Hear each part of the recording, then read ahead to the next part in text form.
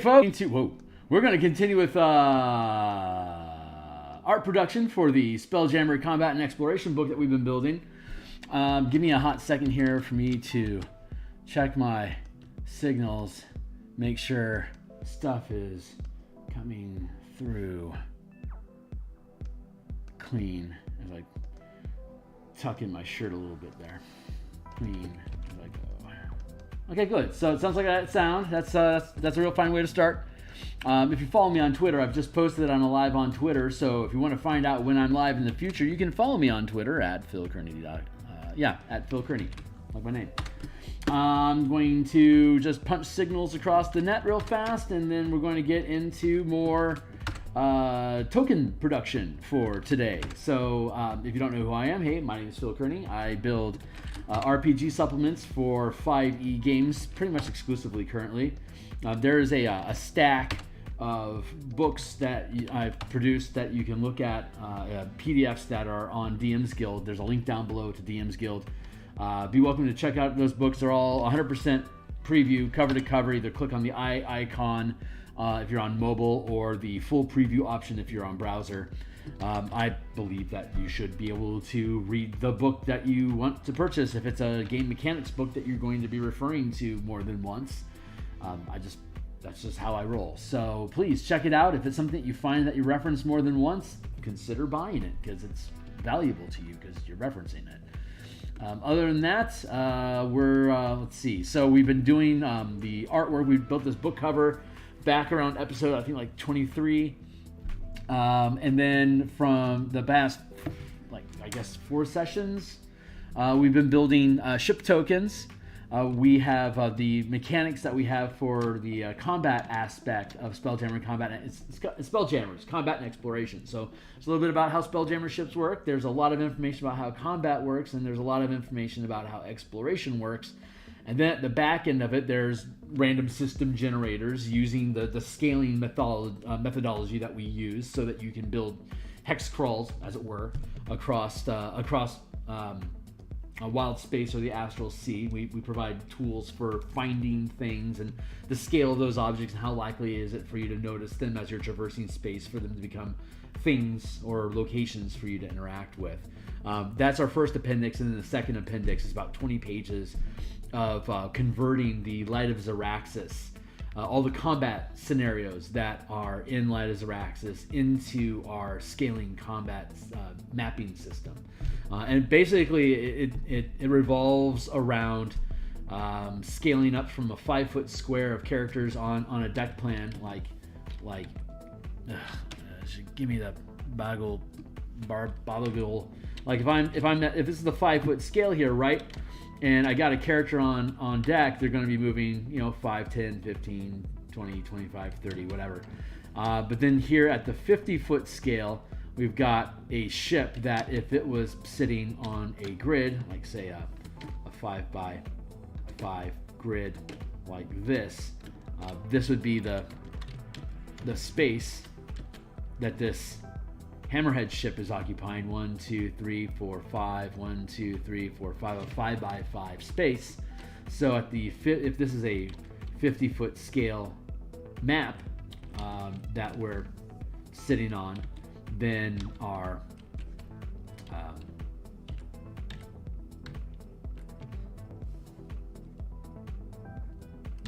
that's our our Hammerhead ship is occupying that 5x5 space. So it would 50, 100, 150, 200, 250, that's 5 squares, right, at the 50-foot scale. But then if we pan out again, and if we're at the 500-foot scale, then this 250-foot long ship at the 500-foot scale would be sitting inside of 1 square, like it was a pixie or like a flying kobold or something like that. So it just this 250-foot vessel would just sit inside this 500-foot square, and 500, 1,000, 1,500, 2,000, 2,500, 3,000. That's 6 squares of movement, and it's the same movement. You're just working on different scales, and so the system that we have is the hit points that you're dealing. and the movement that you're making. It's all scaling up in these factors of 10 to 100 to 1,000, depending on how far up in size you're scaling. Like the Light of Xeraxis is a 1 mile. The Citadel of the Citadel of Light, the boss fight, as it were, of Light of Xeraxis. That's at the 100 mile scale, so it's full of a 10 by 10 grid of 500 foot squares. So you can see at the like if this is your hammer ship, and like this is the Citadel of Light that you're, that like you got the light. I've drawn, God knows, I spent hours working on this, so you can go check the references. But it's basically like this, and like this is your little ship here. You can, like, there's all these different places you can land on it, but it's at the 500 foot scale, so you can scale out how large is this when you're having ships fighting, like as squadrons of star moths here that are defending it, and then you've got your fleet that's rolling in, and you're trying to create a beachhead here so your characters can land, and so you can go storm the actual Temple of Light, or you could just target your weapons and destroy the Temple of Light if you want to condemn all these people to death, or you can try to land, like I said, and like negotiate or whatever if you wanted. Anyway, so we have these different scales of 5 foot, 50 foot, and 500 feet that you're typically conducting battle in, and then it scales out from there to 100, 10, 100 miles, 1,000 miles, up to 100 million miles, depending on what the scale of objects and locations you're interacting with during exploration. So you can zoom in and out of those scales as part of your movement.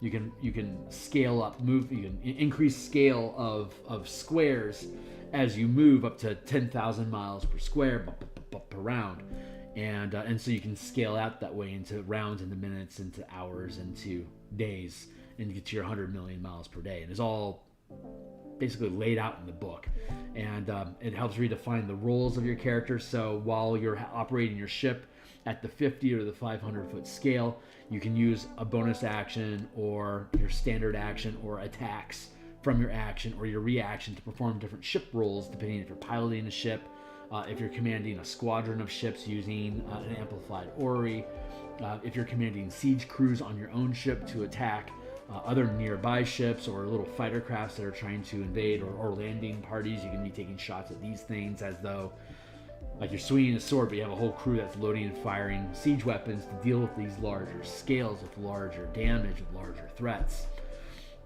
So right now we're building ship tokens at the 50 foot scale, so that when we have a 50 foot map, your ship can fly around and shoot shit. So there you go. Or at the 500 foot scale, again, they'd only occupy 1 square. So we've imported the illustration that we got with Spelljammer's Adventures in Space to use as a color reference guide. And there is a lot of just screaming red and looks like an off purple. Me wonders. Certainly seems to be okay. Great. So let's take this guy. Let's take this bit here. Actually, let's take this mid-tone here. Let's just go with that as our starting spot for fleshing out the color on this. I'm actually gonna do the sail first. How about that? We're gonna do the sail first. So we got a gray.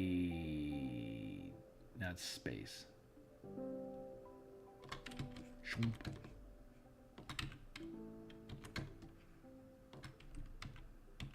Okay, that's good.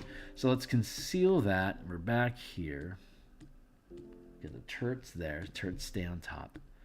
There. Let's build a sail.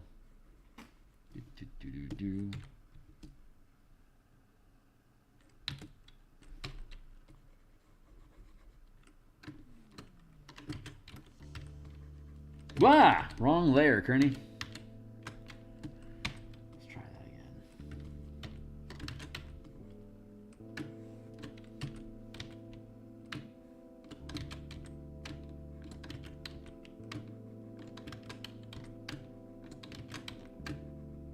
Oh my god, what a bother. start already, folks. Oh, God. Yeah, I'm going to be doing this for about 2 hours. So I'm going to set a timer, see if we can knock this ship out and get another one started. I'm probably going to start working on these off screen because I got a lot of them to do, and I will be starting layouts on Saturday.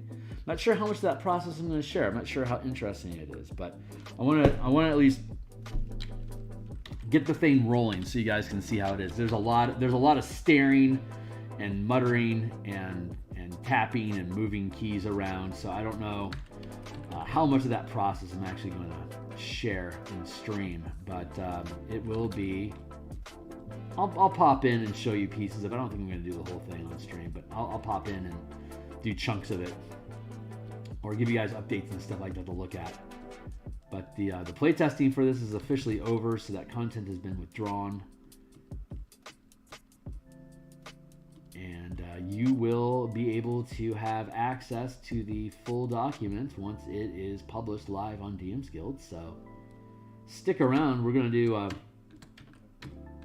going to be talking about those once we start getting that layout going and we start actually placing text on page and we start looking at building like diagrams, illustrations, and stuff. We'll be able to just to talk about shit in general, just ramble on about it. There's a lot of nuts and bolts that go into building mechanical systems that it is in no way trite. It is a massive, I always find it anyway, to be a massive endeavor.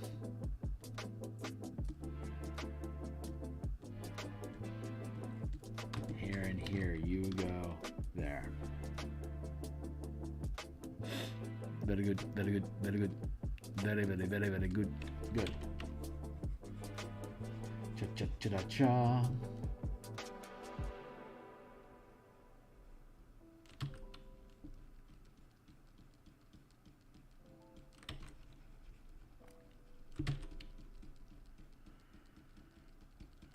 Get that all squared away.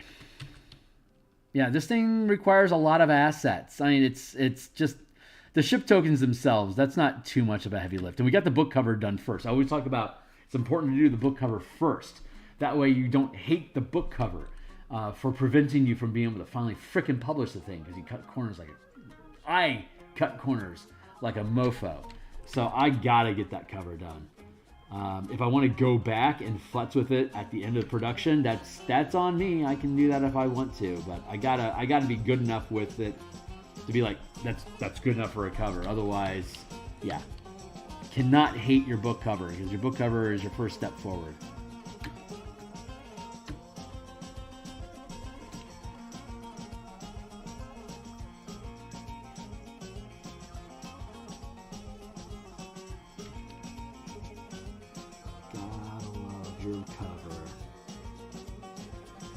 So if I do all the map assets and all the tokens and stuff first, that resolves the obligation for covering Lattice Araxis, which is super important. And then we do diagrams and like technical imagery for expressing, like, to help explain mechanics that are in the book. And then lowest priority is actual interior illustrations. Like if I can, I don't know how I want to lay all that out quite yet, but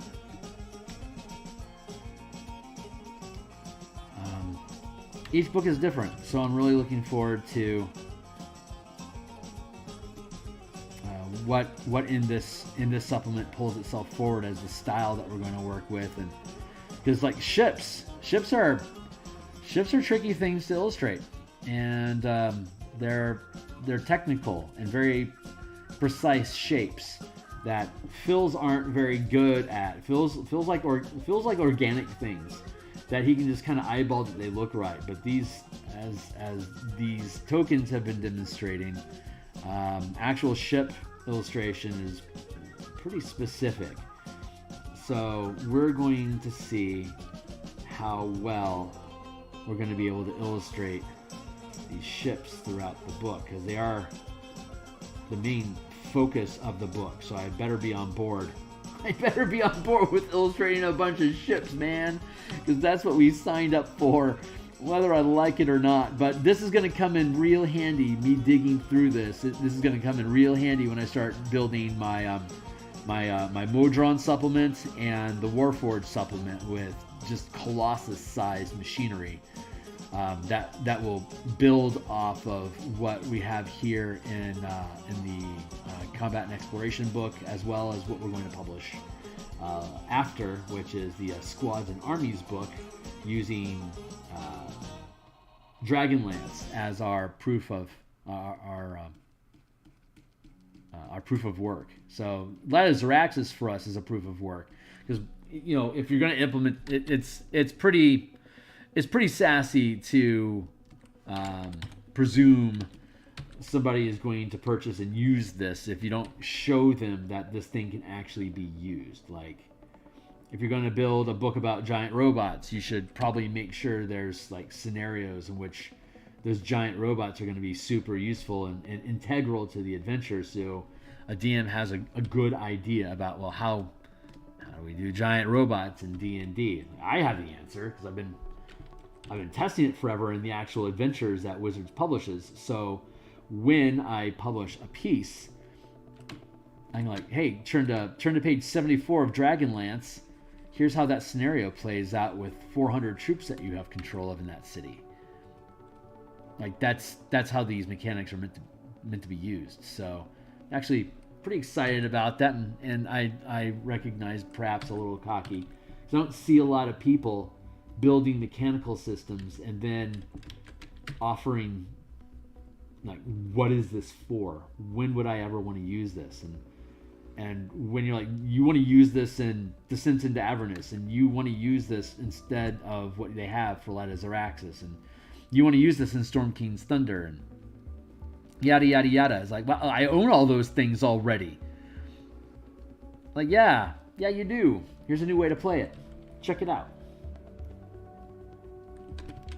That helps breathe some life into that old 5e content that might be going to the wayside sometime soon. So, like, Descent into Avernus with Spelljammers is pretty damn cool. Pretty cool. That's where we first developed the vehicle mechanics, because of the Infernal War Machines. We just wanted better Mad Max rules. So we built those, and then when Spelljammer came out, we realized that those rules completely work with Spelljammers. Then I was like, we gotta do Spelljammer! So totally put the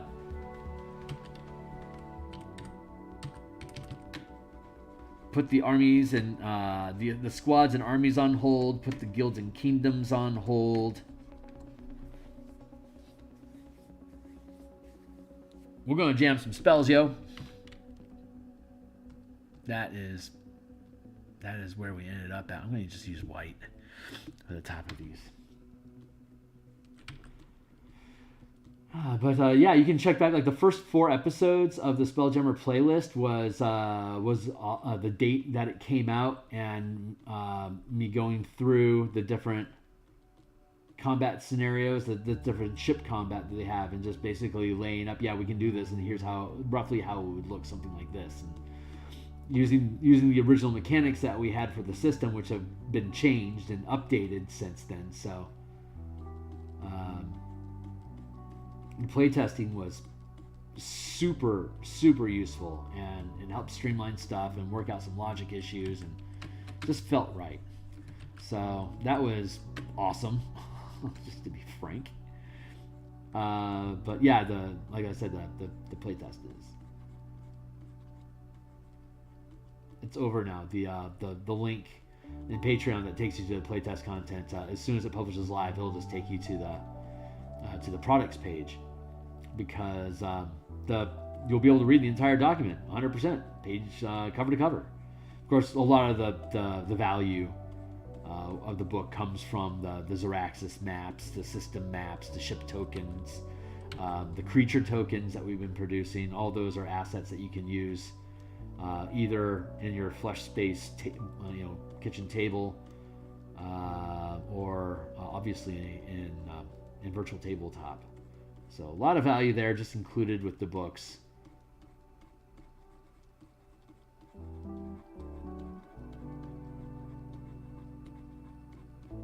So it's kind of like, here's a stack of ship tokens. By the way, here's an entire combat and exploration system for free. Because it's like at 15, like if we made this $15, we have $15 worth of maps here for you. Like well more than like all the tokens, all the creature tokens, ship tokens, the different maps for like Topola's Tower and the Citadel of Light. There is no color map for Citadel of Light at that level of detail. So here you go. Copy,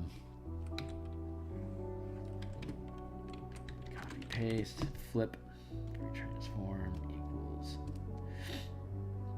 flip horizontal. Scooch this guy back into place. Merge down.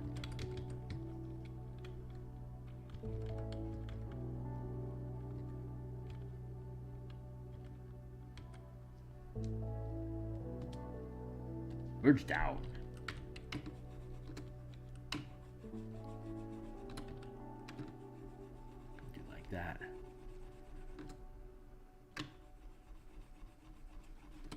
So yeah, there's $20 worth of value just in tokens alone. So like selling it for $15 is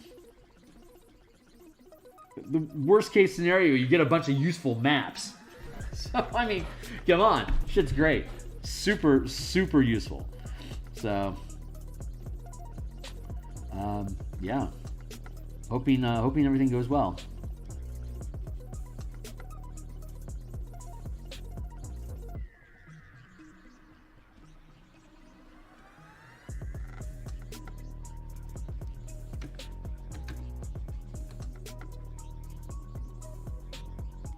It's unfortunate that I'm so late to the game. It takes a long... You can't just kick out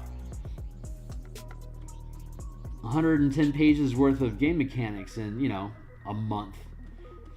It's if they'd shown us how little mechanics there actually was in SAIS before it published, then we'd have an idea of, you know, what could we actually do with it. But I had to wait until it got published, so I know what the hell I'm actually talking about, which means I'm slower to, slower to the well, I ain't first. That's what I'm trying to say.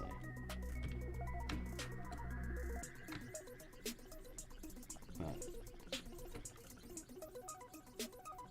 being first has just never really been.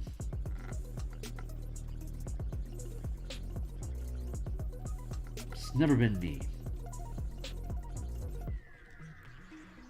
I'm kind of like making sure you do it right, making sure it's good.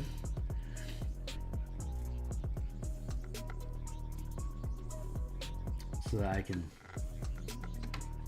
stand behind it as just being the best work instead of being the first out there to try to grab the loot. I just want to win. I just want to win your loyalty through quality, and hopefully people are willing to invest in that.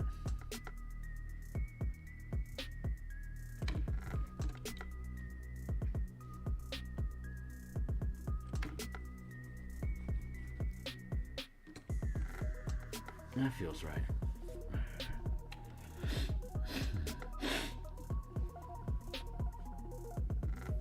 Oh, my eye. Oil in my eye. Arrgh.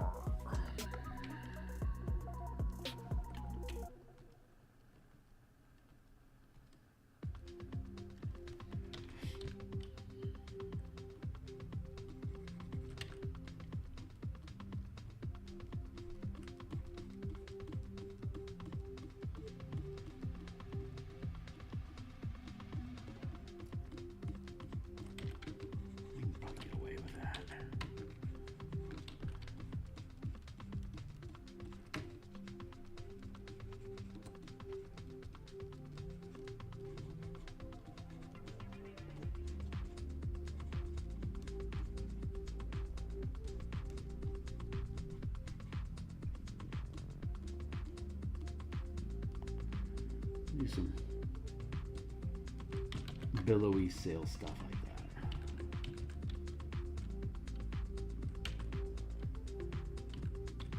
Drop down past the hill. That's strength of that smudge down to like 50. Yeah.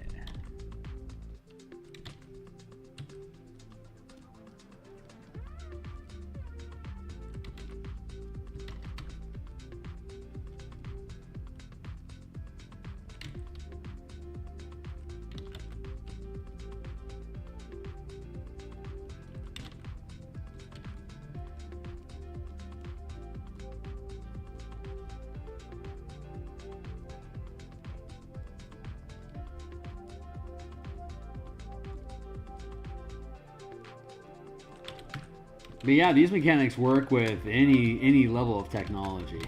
It's just a matter of just setting your speeds and scaling things properly. It's really easy once you see it. And this is the kind of document I can pretty much guarantee you are going to want to reference more than once. So you may as well buy it. Get all the tokens.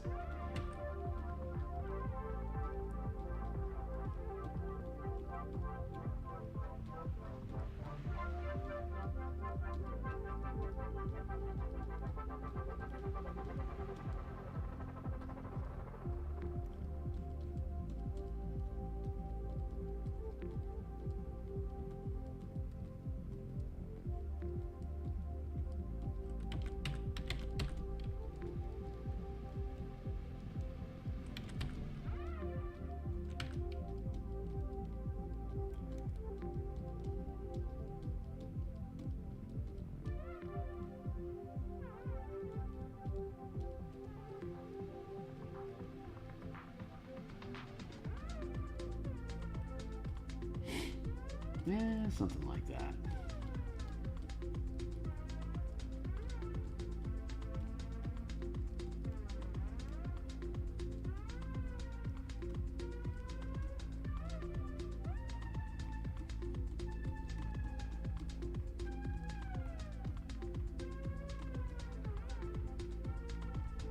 Probably more so like that.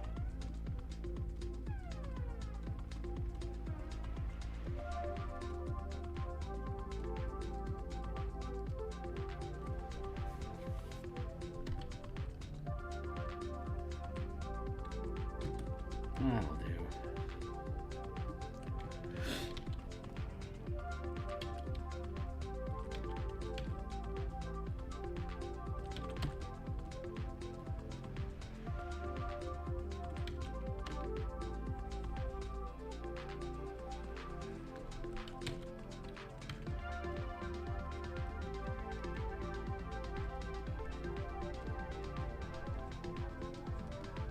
I know what you're thinking, Phil. You're investing a lot of time into sales.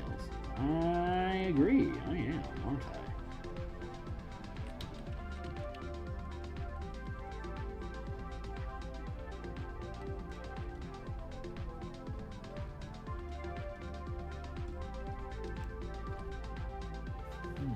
Oh, water.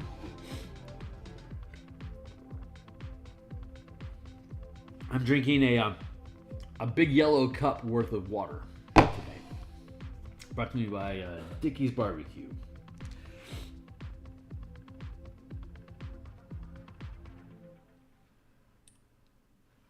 Yeah, looking good.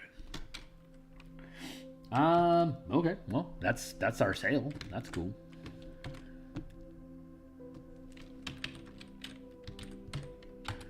Sale. Turret. Base. How low can you go? What a brother, no. Now that I have that in place, do I... what do I want? What do I want? How do I want it? Let's go back to our reference. That's probably a horrible reference to use. Let's see what's up with this. And that. Yeah, okay. So yeah, we'll go with my original gut. We'll go with this as our base color. We'll paint over it with planks anyway, so whatever. Let's see here. Let's get that out of the way.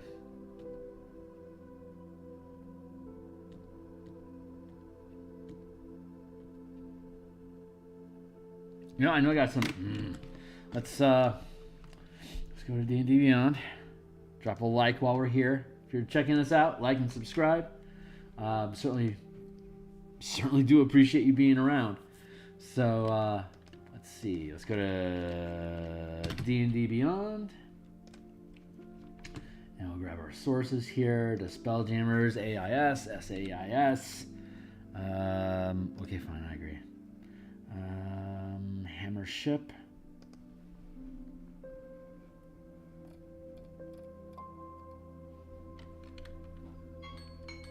Hey. All right, keeping it up. Keep it going because it's snowing. Let's go with, nope, wrong tool.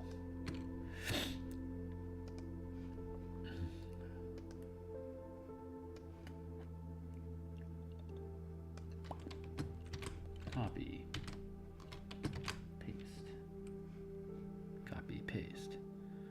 Let's go to here, free transform, rotate. I think it's still the same size. No, slightly bigger. I'll drop that guy down to frame. There.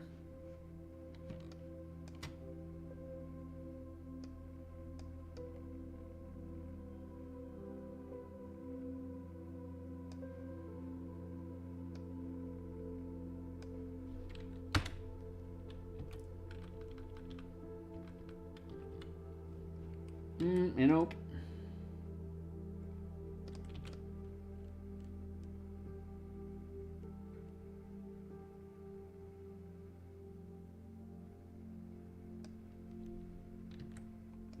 A little bit bigger.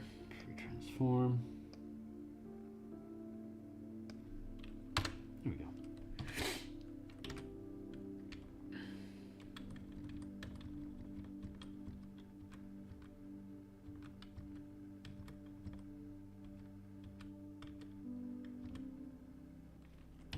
Okay, that lines up, so let's scooch this over.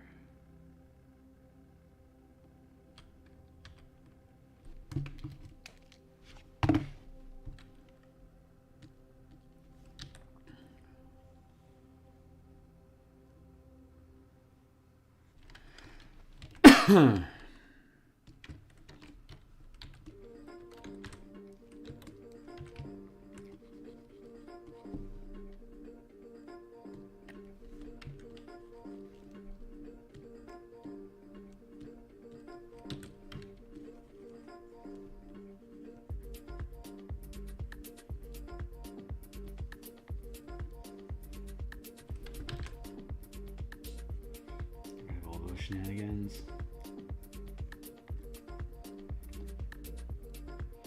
Okay, so let's see.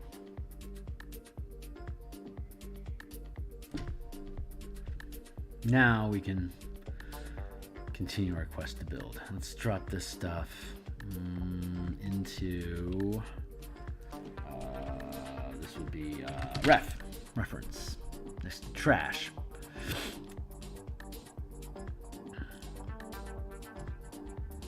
Now we can go here for mid-tone.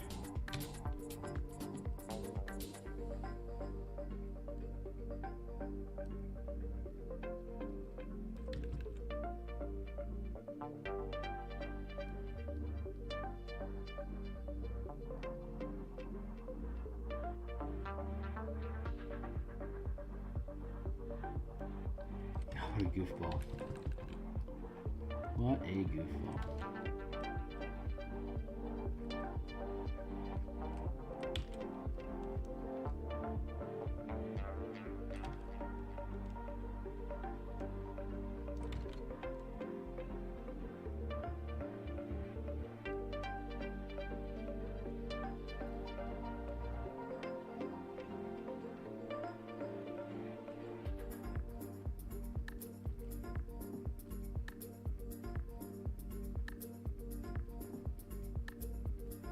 Yeah, I don't know where I was coming from with that shape. That shape is wrong, dude. I'll fix it. Easy peasy.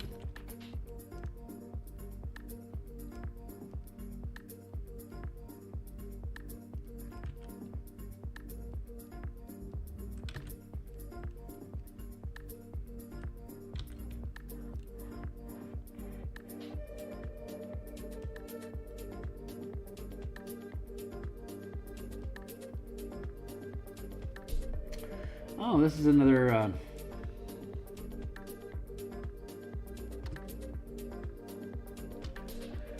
Hold on.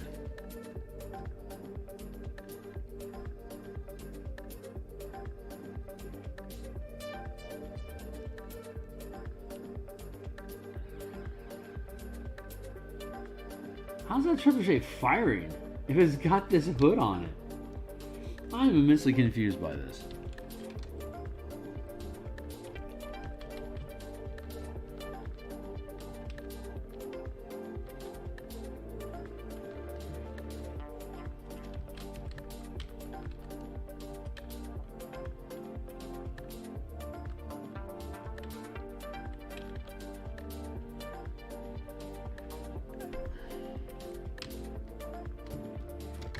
Yeah, that's just, hold on. That's confusing me.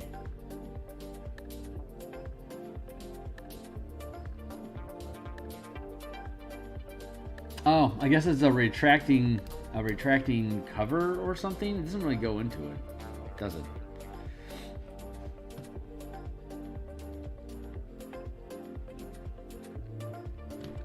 Freaking goofballs, man. All right, whatever. Yeah, so we only have to work on symmetry, so that's a relief.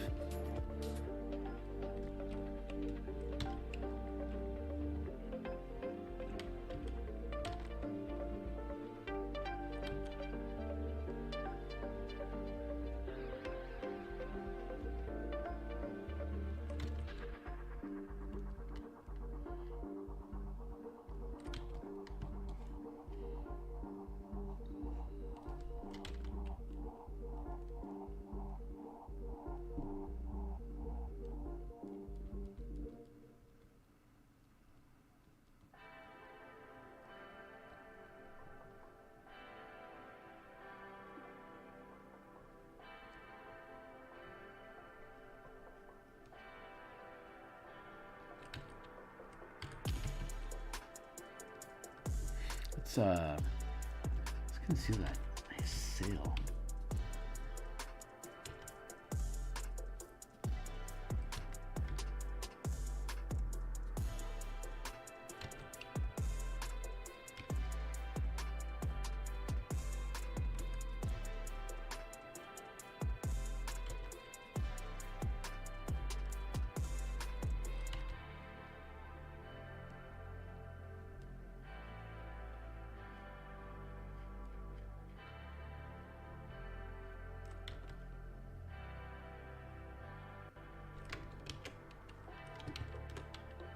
Goofy. All right, well, let's go with it.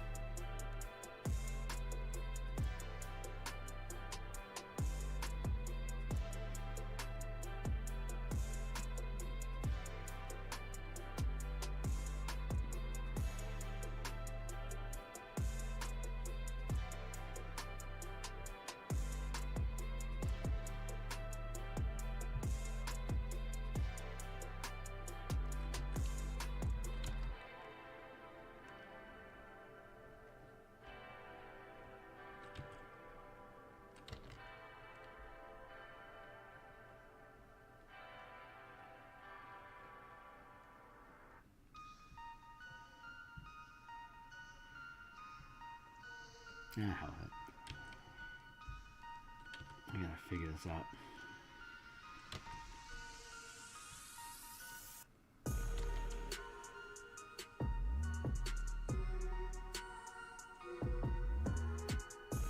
Every one of these things just presents a brand new challenge.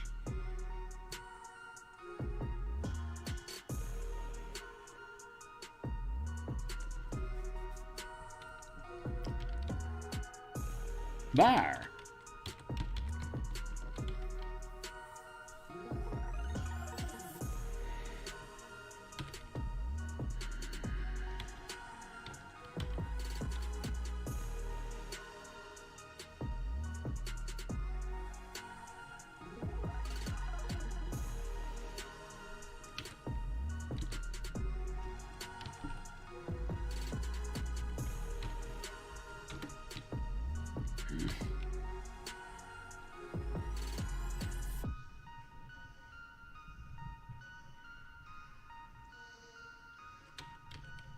That puppy upstairs, he is just running after something.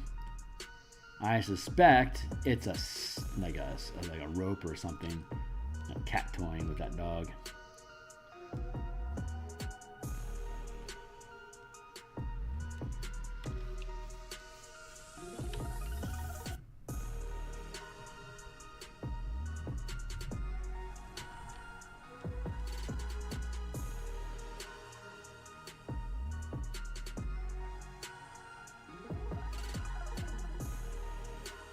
Yeah, something like that.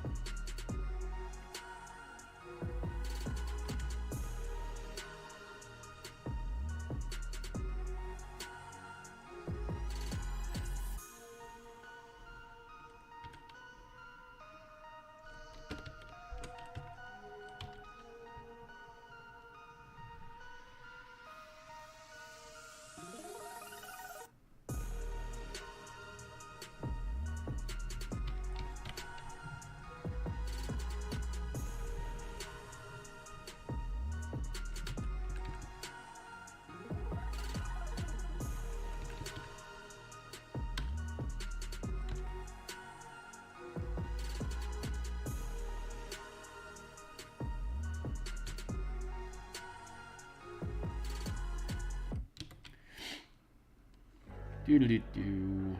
Grab this. Paste. For transform equals. We'll be okay. Flip.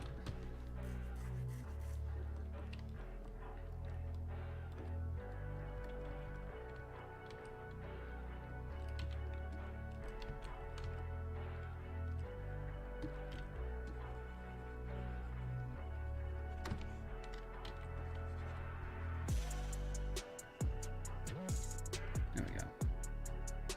Fixed.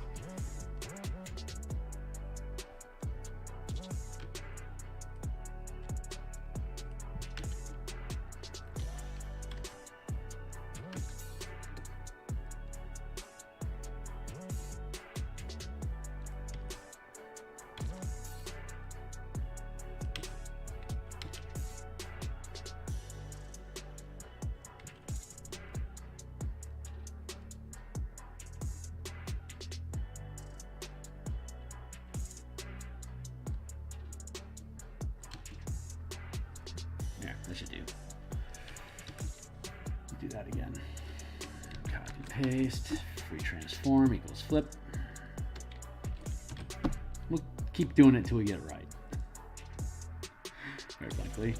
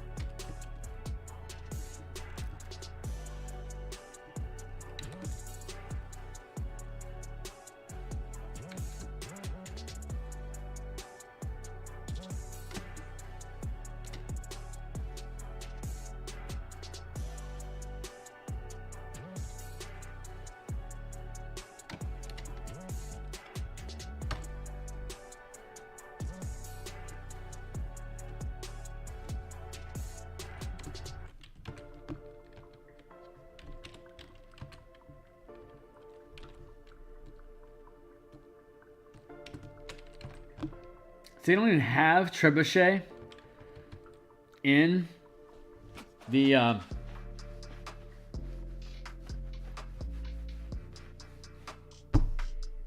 they don't have trebuchet listed in the Adventures in Space, but you can see here plainly that this is a 3x3 catapult structure. I don't know, maybe it's on a turret. Maybe that's what they're trying to do.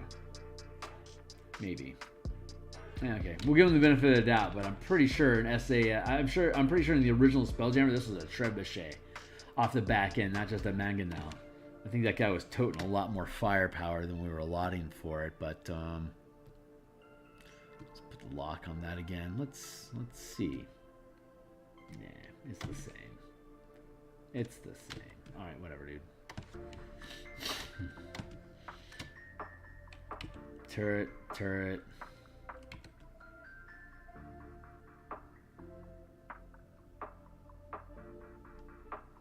That just looks too wide now. Done.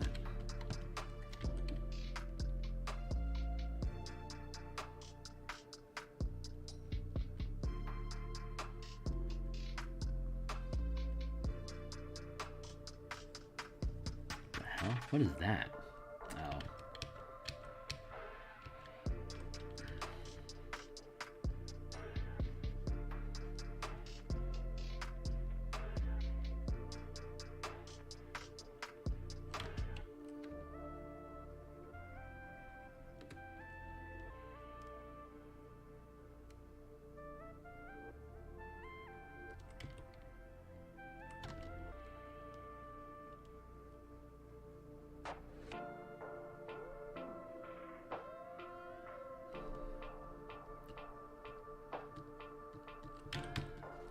There we go.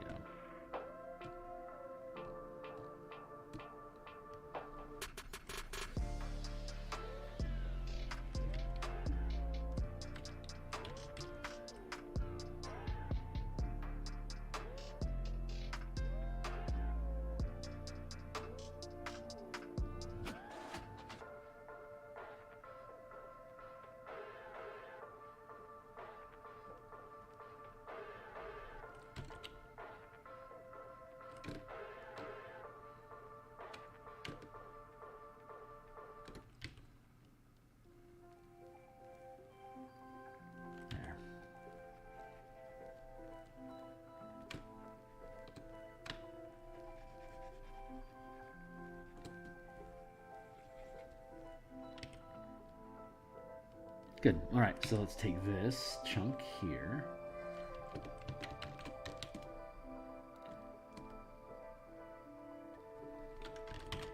Let's fix it.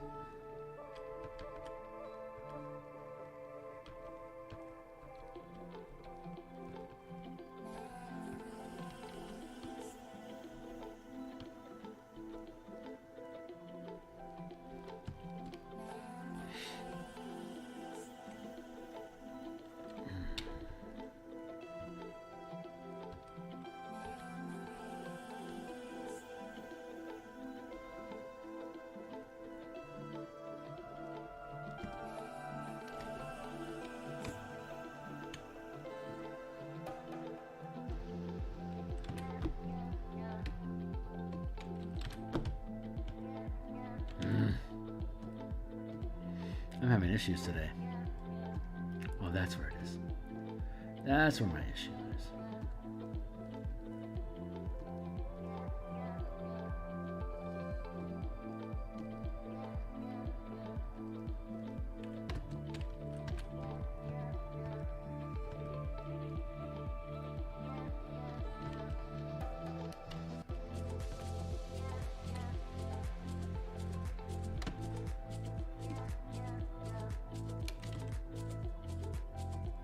Good. While we're at it,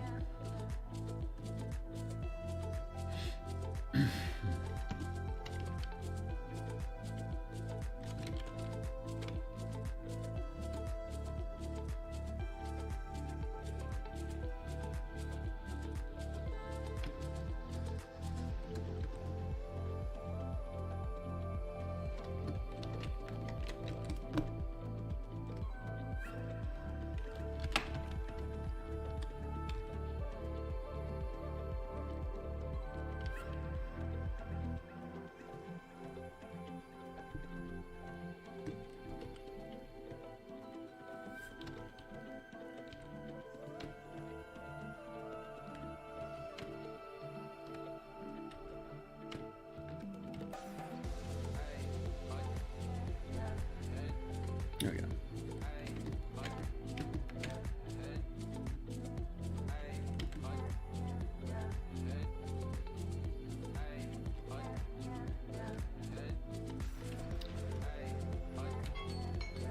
Hey-o. Let's keep it up. Keep it going because it's snowing.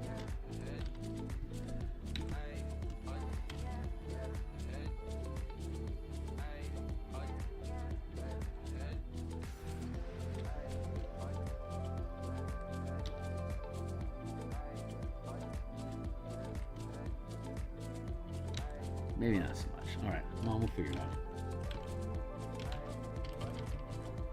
That seems to be the theme for today. We'll figure it out. I don't know why this hammerhead ship is giving me so much trouble, but I guess we'll figure it out.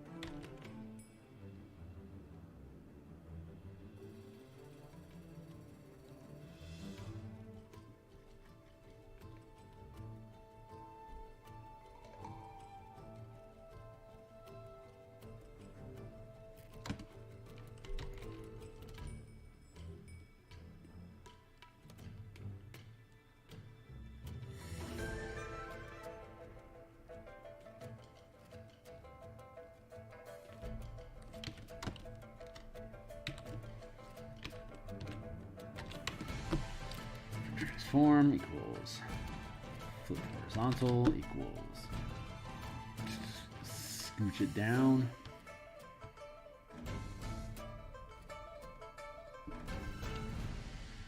Two, 1, 2, 1, 1.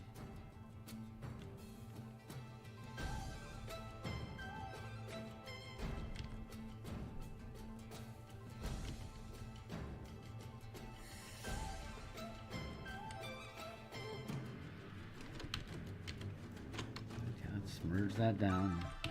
Fix this booby issue.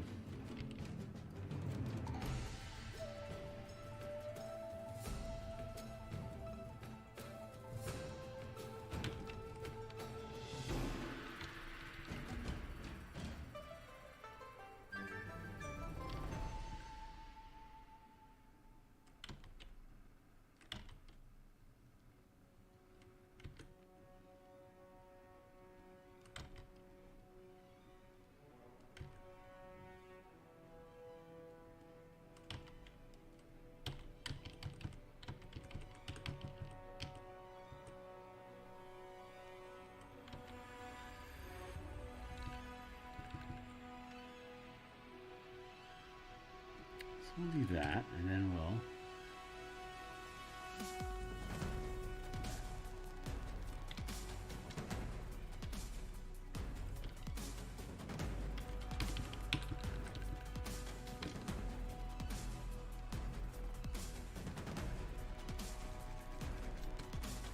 now we'll redo this.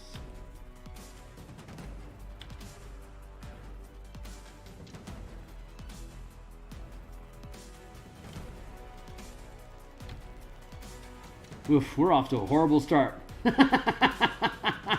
We'll get this done. Oh my god, come on. I'm gonna have to work on these things off camera because otherwise they're never gonna freaking get done. I'm just the worst. That's okay, we figure it out. I just don't have any natural talent. That's what it is. What it is I'm just really stubborn and I keep failing until I succeed, but doesn't that just make me the winner? If you don't mind finishing last, nice guy.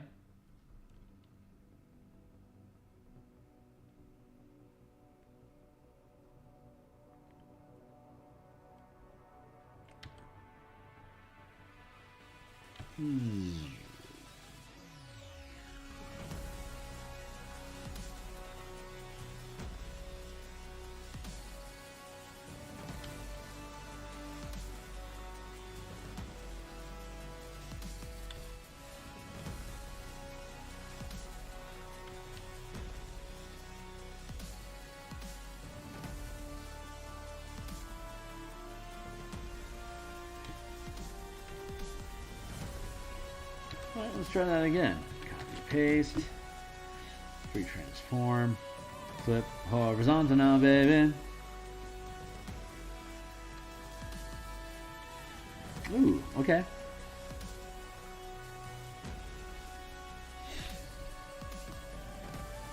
Down.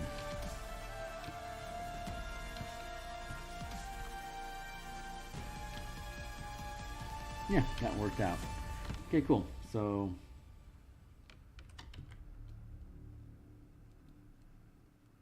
where are we going from here? Bloop, like that.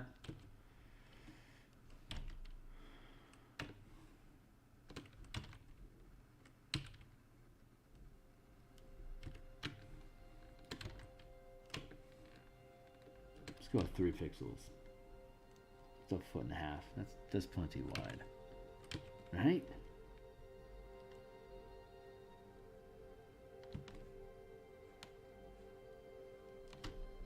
Oh boy.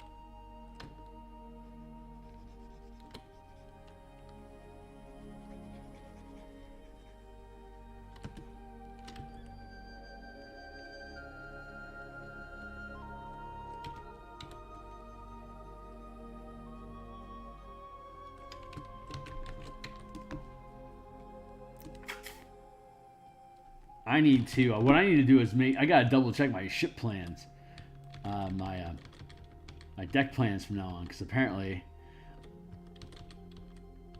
I haven't been giving myself the full deck plan, and so I'm having to come back here and make all these little corrections, which is endlessly frustrating.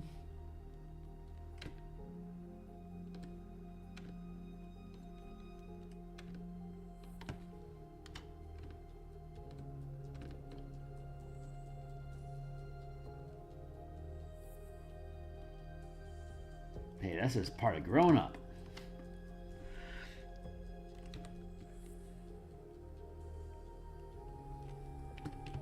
Copy, paste, flip, transform, horizontal, lock it down, parse it out.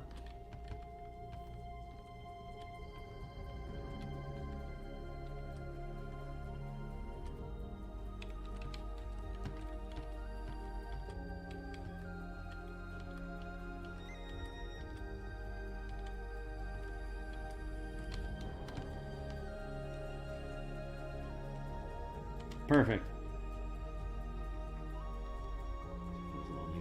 Okay, cool.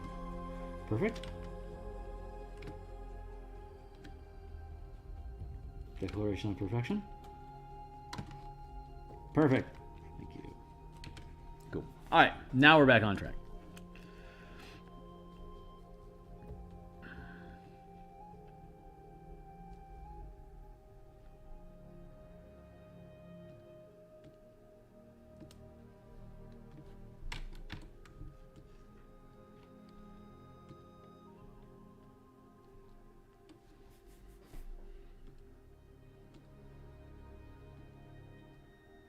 Yeah, that's where we're at.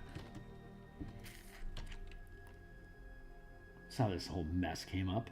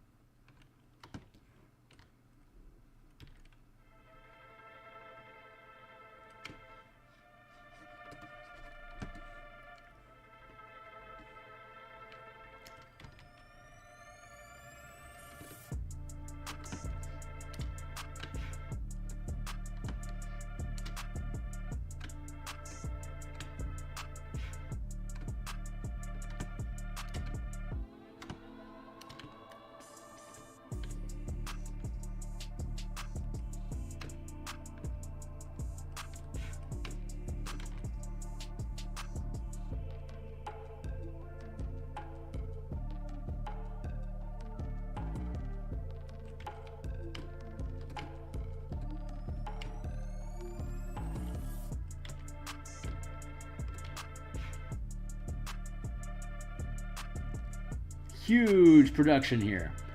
Just gonna take me for freaking ever to finish. Not what my production team wants to hear me say, like, at all. But it is what it is, gent.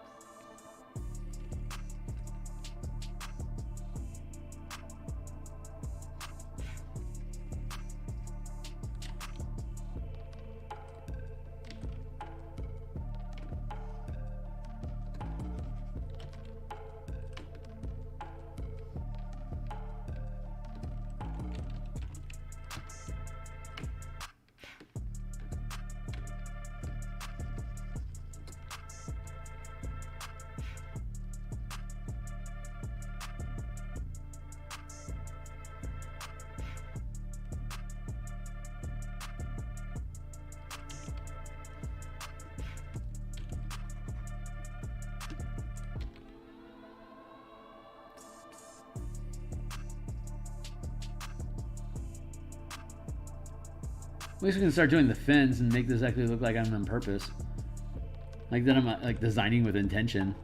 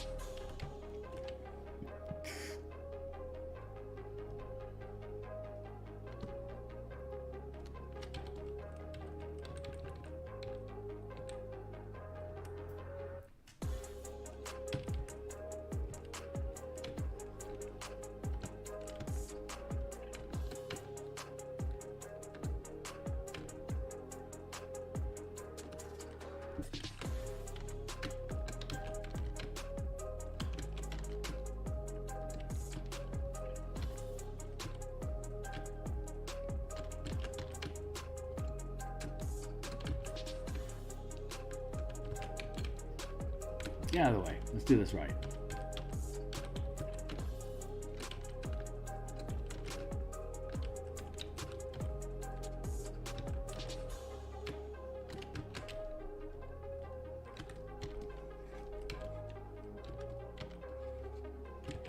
Danku.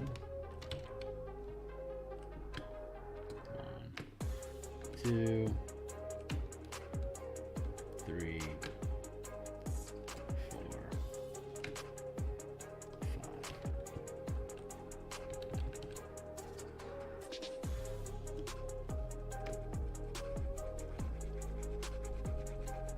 Down to the pixel, my friends.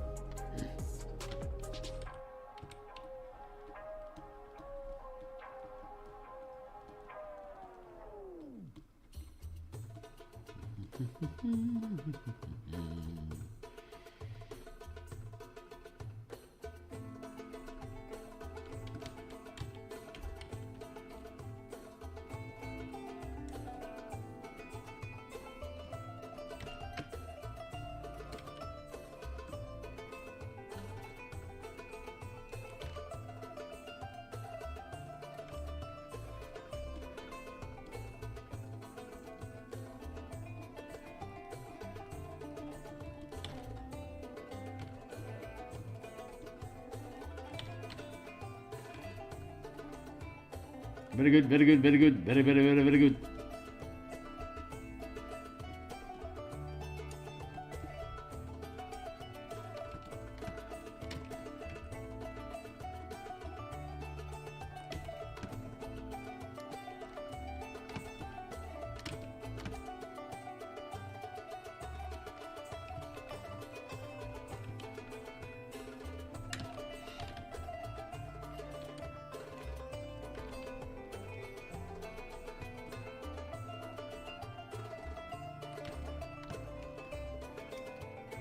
Yeah, that'll do, pig.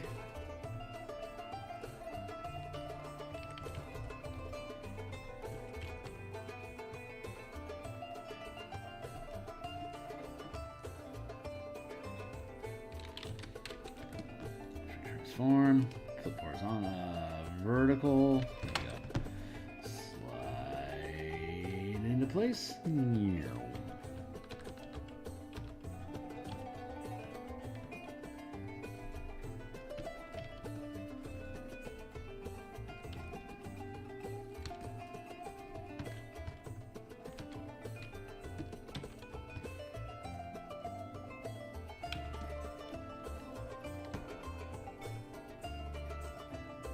Yeah, that feels right. Let's merge these things down.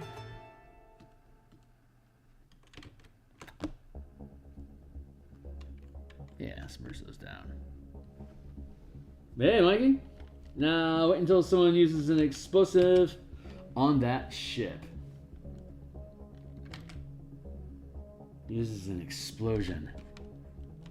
Well, it would foul the air. That's for sure. That would start a fire, which would put the team on a clock to have their entire air supply get scummed up.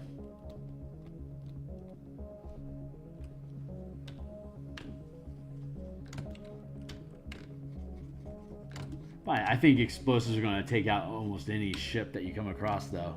I think like explosions are like a great equalizer.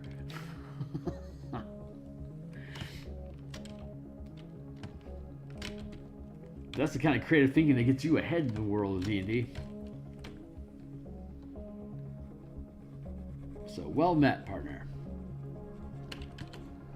Yeah, working on the Hammerhead ship right now. We've gotten through Scorpions as well as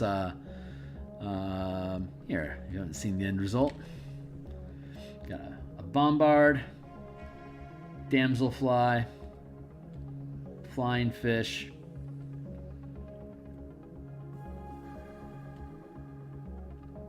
Scorpion,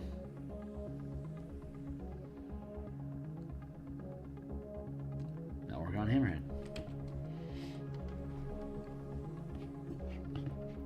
There's no problem that can't be solved with great explosives. Cheers.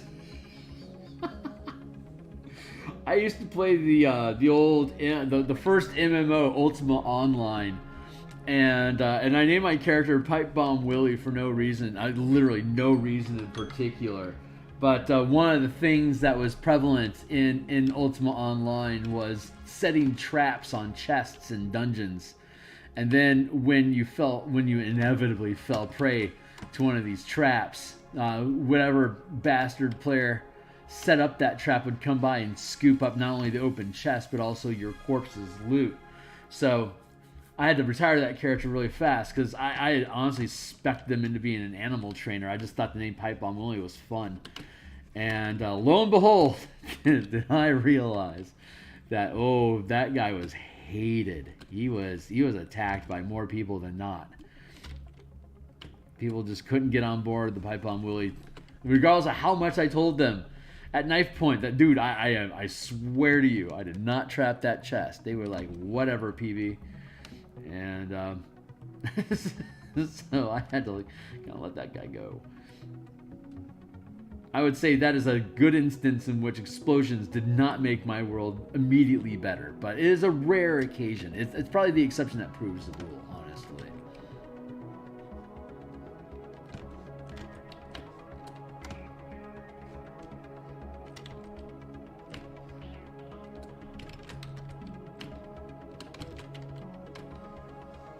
That? No.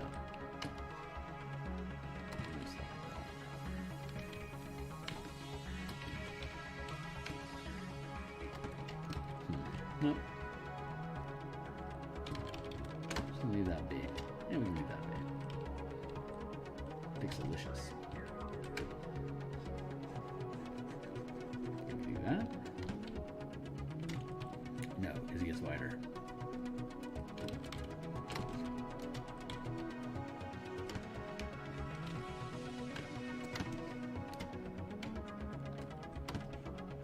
No, we'll do it like that.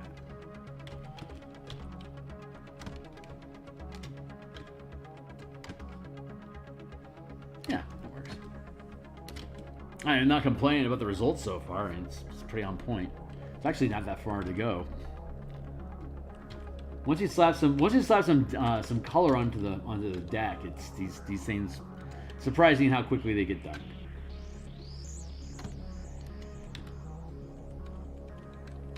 Copy paste. We're going to free transform. Rotate 90 degrees. That puts us back to dope.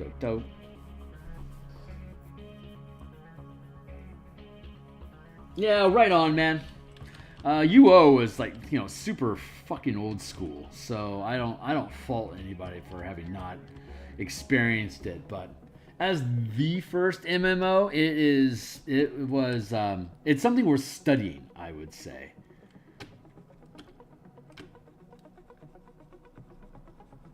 Like that was way back in the the kind of fun stuff that we would find playing that game. It was quirky. Like you'd cast a spell, right? And so you'd have magic words, and so whenever you hit your hotkey or like clicking your spell book to cast a spell, your character would spout out would have a phrase like expatiotes or something like that, and that'd be explosion or whatever. And so we got into PvP combat a lot. There's a PvP server versus a strictly like a non-combat server, so you could choose to TPK or not. Originally, it was all everybody was intermixed, but there were so many people getting pissed off about being killed at city gates that they eventually instated these mechanics that they had two separate worlds. You can go to the peaceful world where nobody will hurt you, tender snowflake, or you can go into the real world where all the TPK is rampant. And so what would happen, I'm going to do check here real quick. Pre-transform. Okay, well, there's a flaw out here. The point I'm making is that when you get good at PvP, you automatically recognize the word. If you play for a while, you automatically recognize the words that are being used when you're casting a spell.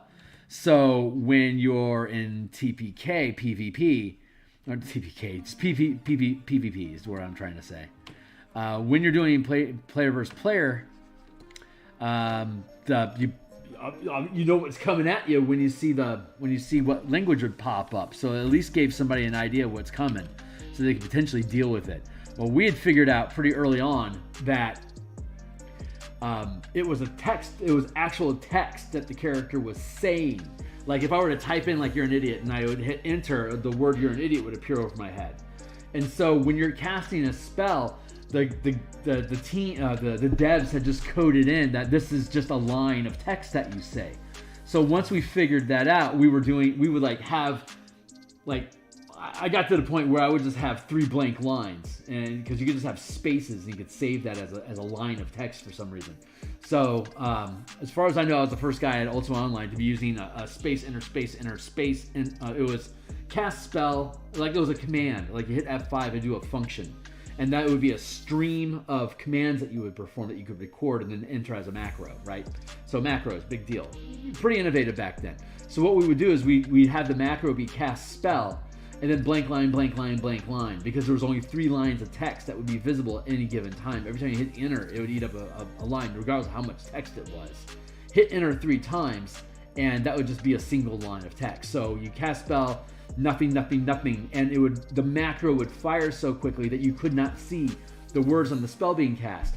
So you just be standing there, then you just see a guy do this, and then bam, you just got hit by an explosion. They're like, whoa, we're in PvP, we did not know that, and then shit would be on the fan.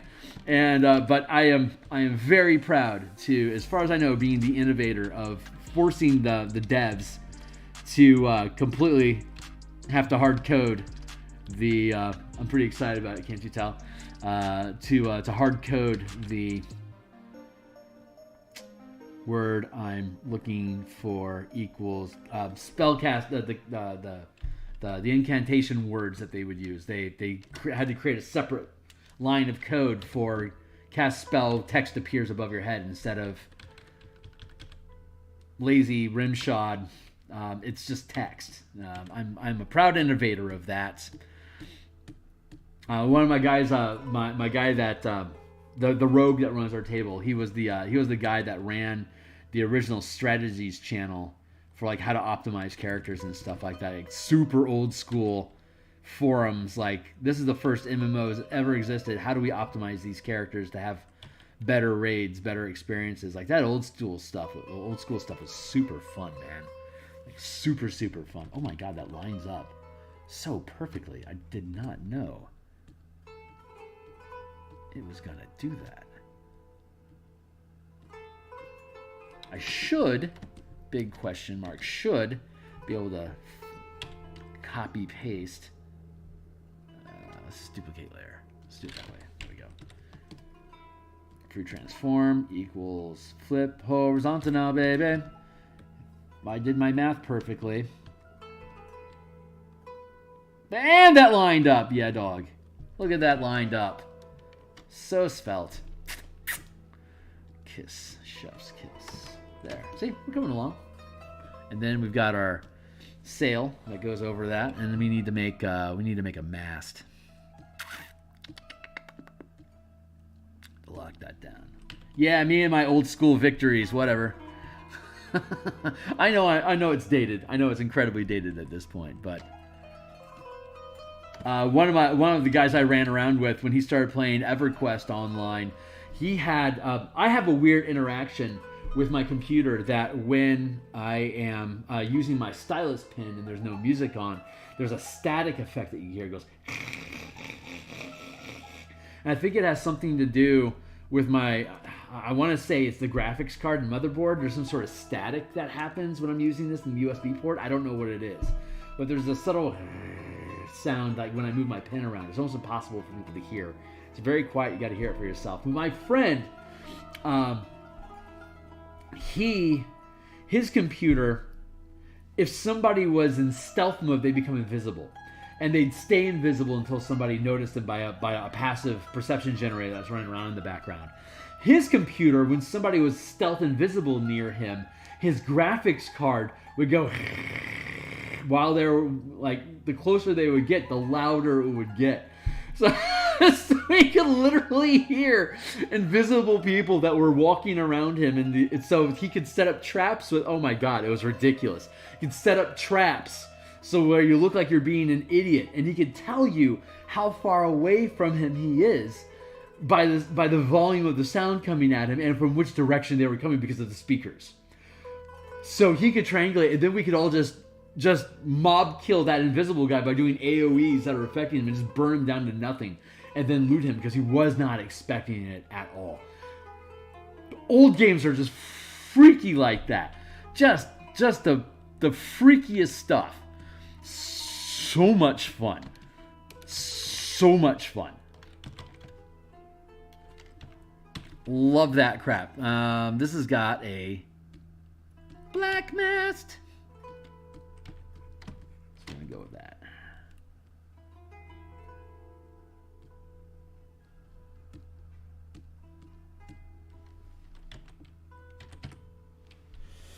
This is also really old school too. It was fun. Yeah, I never got in SWG, but I had a lot of most of my D&D group eventually got into Star Wars Galaxies, and it just wasn't. I just after once I went the first the first person perspective games, I like the isometric. I liked how UO sat. I've got a lot of vision issues, so I'm not really good with muscle quickie stuffy go, whatever word I'm trying to use. I've got disadvantages.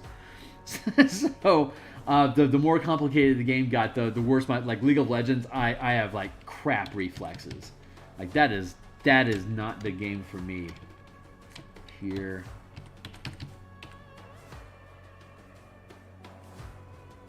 Let's do. What do I want to do? Maybe that is.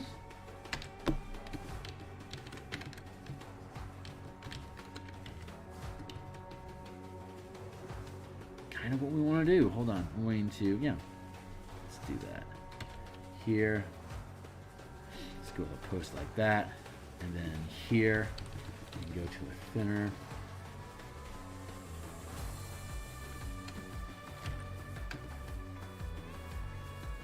Yeah, we do this almost every day. If it's not spelled until I'll be doing Spelljammer tokens in the mornings for 2-hour bursts, and then Thursday night we're going to work on the a graveyard map I've been working on for an Eberron adventure, and spot check. Yeah, feels right. So we'll be doing ship tokens in the mornings this week, and then we'll be doing the map in the Thursday evening. And then the text for this document came back, so I am off camera. I'm going through the edit final details, make sure that everything's sitting the way that I want them to, and then once that process is finished, I will be taking the document and dropping it into the layout program, and doing page layouts for the 110 pages, and then from there we'll start creating diagrams and arrows and illustrations and stuff to flesh out the book. And once that is completed, we will then publish it on DMsGuild, and you'll be able to read the whole thing for free, because that's the kind of guy we are. That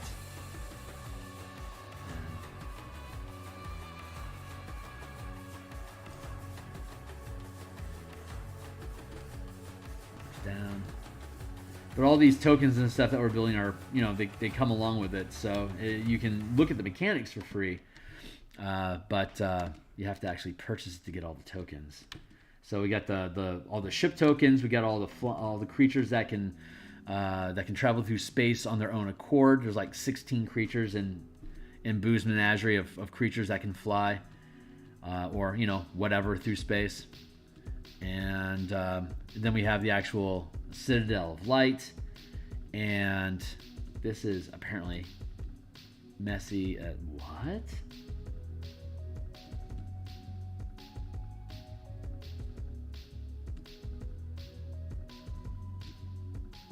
Okay, left. Okay, left makes sense again. I was like, what the hell is going on with this? And the answer is it's sloppy. So how about you fix your slop, Kearney?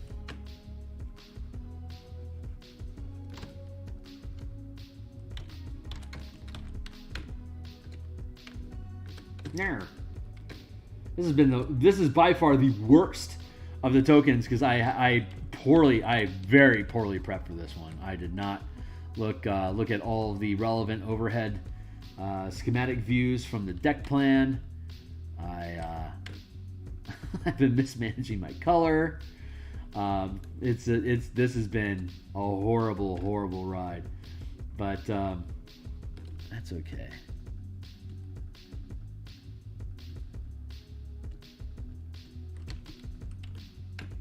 We're getting it done.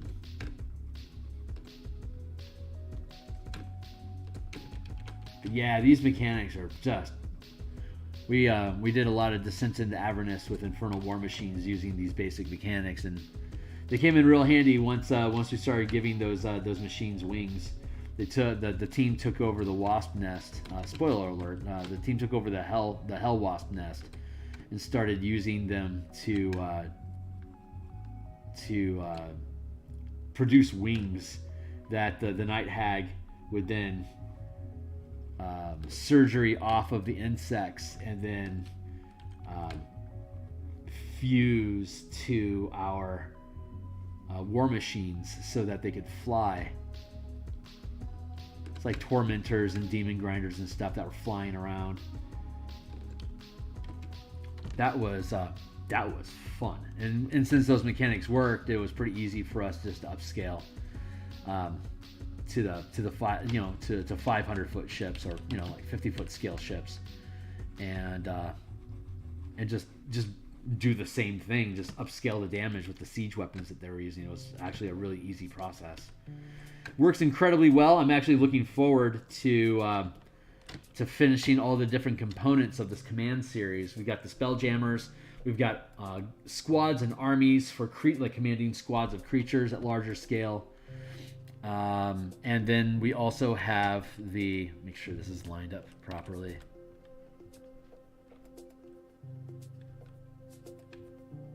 That's how it's supposed to be lined up. Let's just grab this edge here and fill that in. And then we have guilds and kingdoms where you can, like, for example, measure out the resources that are in Elturel once it falls into Avernus, including number of souls that there are to sacrifice to demon lords, and different types of resources, like different types of troops that you can gain with percentages of your souls.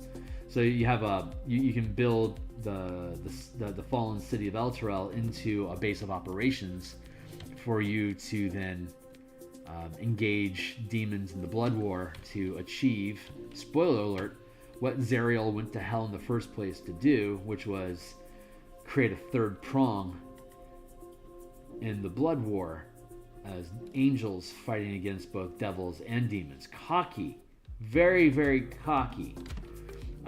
Zariel falling from that is honestly not surprising. That is some major ego, that pride generating that fall pretty soundly. But your characters can do the same thing, but you'll have the resources to actually do it, because there's a lot of different places in Descent into Avernus where you can go and get troops if you happen to have a mechanic that can do it. I don't know of any mass combat systems that have been published on the DMsGuild or elsewhere that have bothered to say, like, for example, we're going to use Dragonlance. We're going to... The word I am attempting to say equals... right. Convert all the board game and the RPG encounters inside of the Dragonlance campaign into our mass combat system, so you don't have to buy their board game, and so that we can actually teach you how to build those combat scenarios. So you can take it. So if you have the board game, we can translate all of those for you, but you can use it as a guide for creating your own mass combat scenarios in the future. Like if you, say, wanted to leave Solamnia and take your army with you to go fight the Dragon Queen somewhere else in Krynn with a name that I don't know.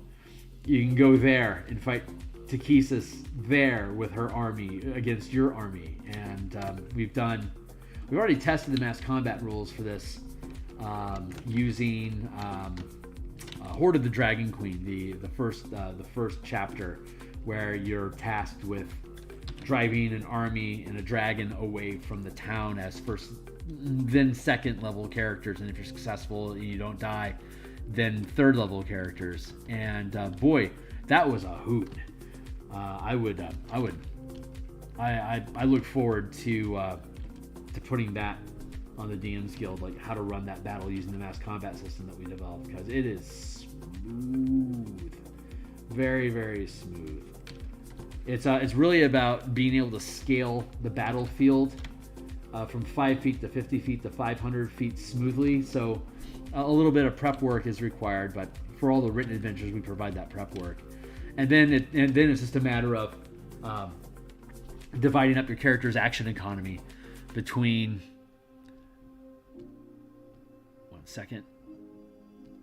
between what they want to do at 5 feet, at 50 feet, and at 500 feet. And that's generally your limit, because visibility is like out generally is 3 miles. Like that's how far you can like realistically see something with atmospheric disturbance. So there's no reason to scale spells and stuff like that beyond the 500-foot scale, because after 6 squares, you're going to hit pretty much your at the 500-foot scale, you've got 10 squares is a mile. So yes, the 1 mile scale is good, but not past 3 squares. So it has super limited capability. That'd be 30 squares at the 500-foot scale on a normal map, which is much further than you need. We have a general rule involving siege weapons fired at other ships that if it's over a mile away, they can literally see it a mile away. They can see it coming a mile away. So they can choose, as long as they can see it, like if it's not catching them by surprise, then you can just choose to avoid being hit because it takes so long to arrive. If they don't see it, like if your attack roll is better than their passive perception check, then you have a chance of hitting them if they don't have somebody that's actively looking out. So that's like just like a generic little tidbit rule that we have in here that's worth thinking about. It is a mechanical likelihood that you're going to try to do that and not having to worry about like what's the range of your ship. Like having that 1 mile range as like your normal disadvantage attack range gives you a lot of lift. And then I'm going to use the same sail color here. I'm going to create a new layer and call it fins. There.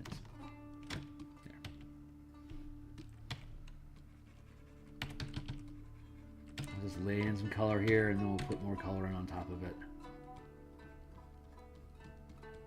Star Wars Galaxy was 03. That 03? 05 maybe? No, wait. I was in Phoenix in 03 and we weren't playing. No, I was there 2000. It was maybe 2004. It was around there. It was close. But yeah, you're on the right path. I don't know. It's only a Google away, right? I could guess that all day, or Google.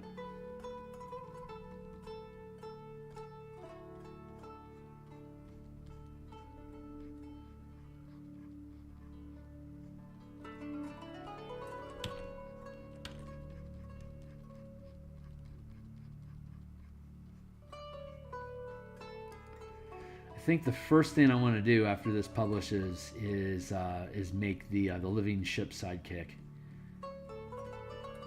I'm really big in awakening, like the awakening spell as a DM. I like having critters that you can have a conversation with, like Studio Ghibli style, and using the awaken spell on a ceramic or a ship made from crystal.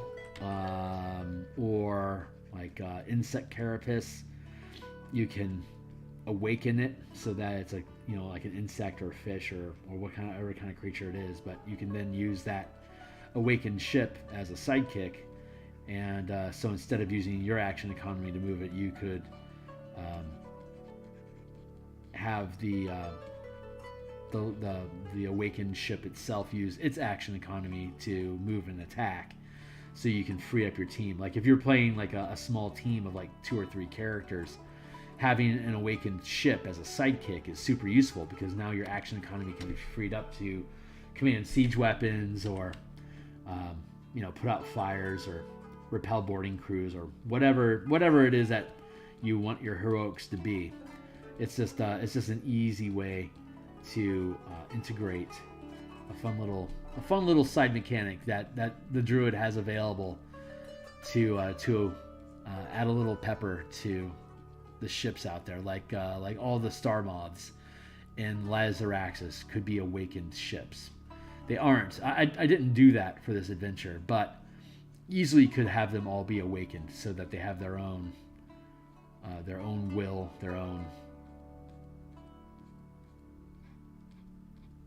take their own actions. Especially the star moths, because we gave them a slashing ram at the on the front of their prow. I'm happy about that one. Hold on, we'll look at it. The cover. Hold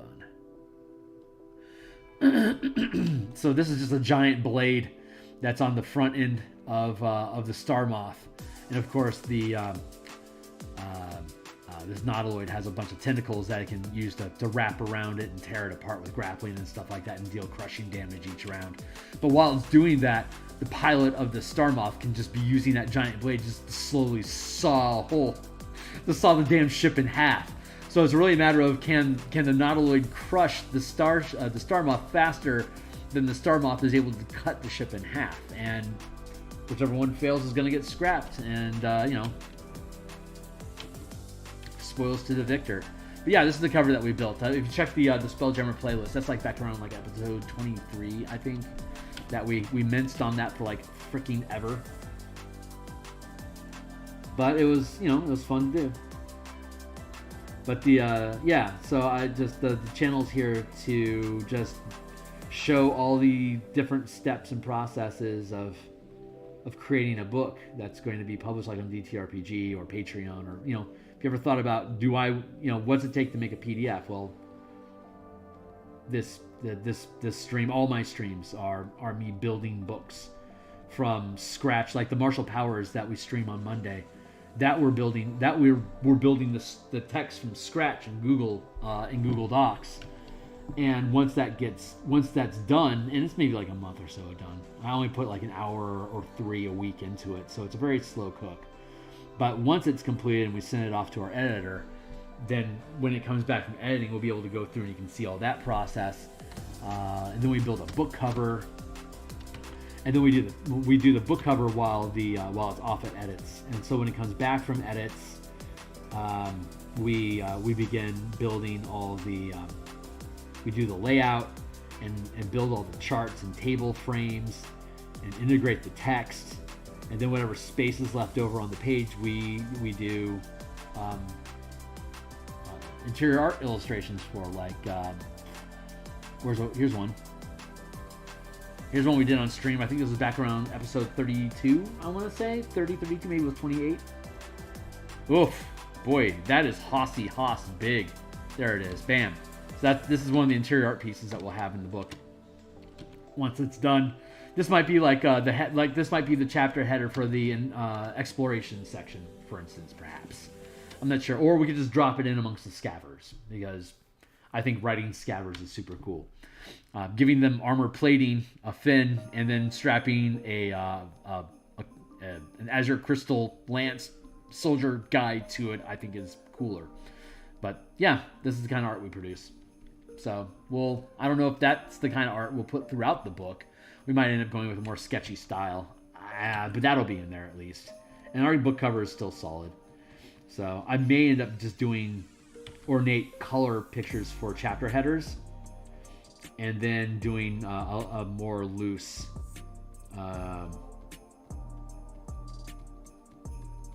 lower intensity interior art for just like spot art for different pages. I haven't honestly sussed that out yet. It's still brewing, because I don't need to know the answer yet, because I'm not actually doing it yet. So don't want to stress over things you're not actually doing yet. But this is the process. And then we publish it on the DMsGuild, and you can look at the whole thing for free. And if you like the work, then support the channel, purchase, like, subscribe, share, check out content, stick around. I'll eventually be playtesting Dragonlance, so folks that are interested in using my in-command mechanics and playtesting on that with me are certainly welcome to. I'll put out an open call so folks can ping back at me when that happens. It'll probably won't be till June. Honestly, it'll be a while because I want to get this and the Eberron book done, and both of those are going to require. I suspect they'll publish in April-ish. That may be a little ambitious. That's the dream.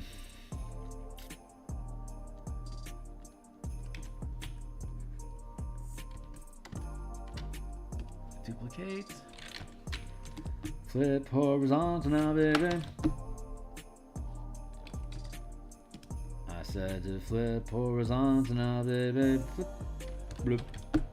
Been watching Poker Face on Peacock. I like that show. It's worth my time. Might be worth yours too.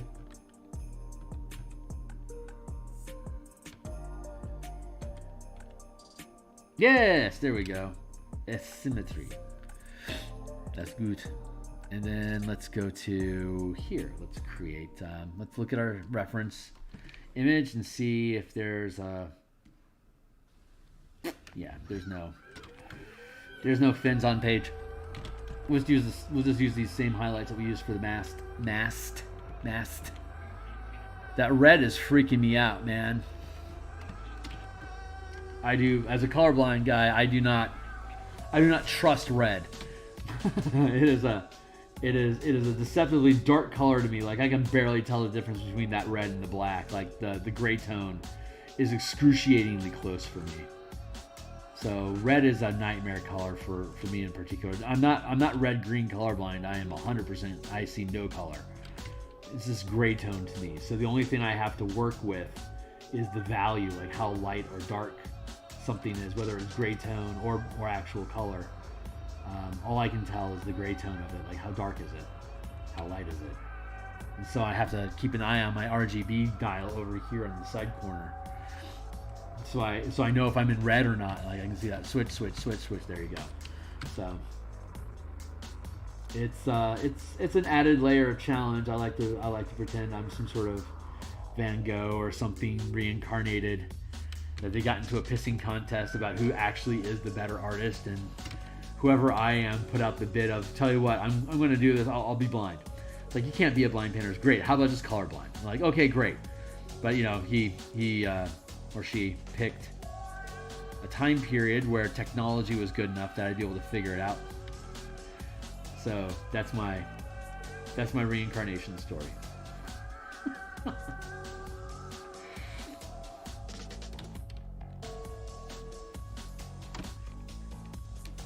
I am a reincarnated Leonardo da Vinci, but oh my god, I can just barely see that. Duplicate. But I don't know it. I don't technically know it. It's just a guess. We'll find out when I die if I'm right or not. So stick around for my death. We'll see what's what. There, that feels pretty good. I'm liking this so far, man. I'm liking how this is coming along. I'm gonna switch to this other color for my highlight. See, once we got over that crappy stumbling block at the beginning of the production, it's now actually flowing really, really smoothly.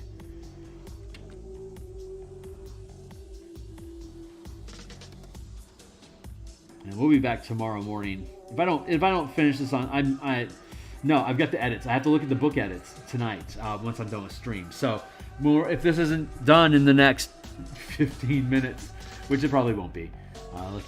I ramble way too much and wave my arms around when I get excited. So the likelihood of this being completed in 15 minutes is low. So I will assume that I'll be back on in the morning. And by the morning, I mean in 8 hours and 45 minutes from now. I'm in Seattle, so it's 9:15 here, and it'll be 6 o'clock in the morning there tomorrow morning when I fire up again. But yeah, we do this every morning except for Sunday, And then I have a night stream on Mondays and Thursdays. And sometimes Saturdays are an extended stream, but a lot of the times it's just me waiting for my gal to get done with her Saturday morning duties so we can go eat brunch. I'm a big brunch enthusiast. So there's our fins. Actually, this is coming along really well. I'm pretty pleased.